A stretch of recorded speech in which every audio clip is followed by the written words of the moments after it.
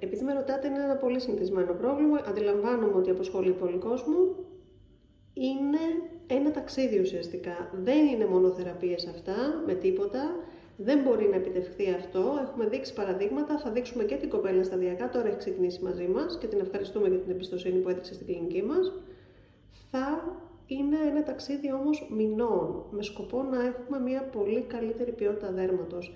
Με ρωτάτε λοιπόν αν αυτές οι ουλές βελτιώνονται. Ναι, και σταματάμε εκεί που εσείς είστε ευχαριστημένοι.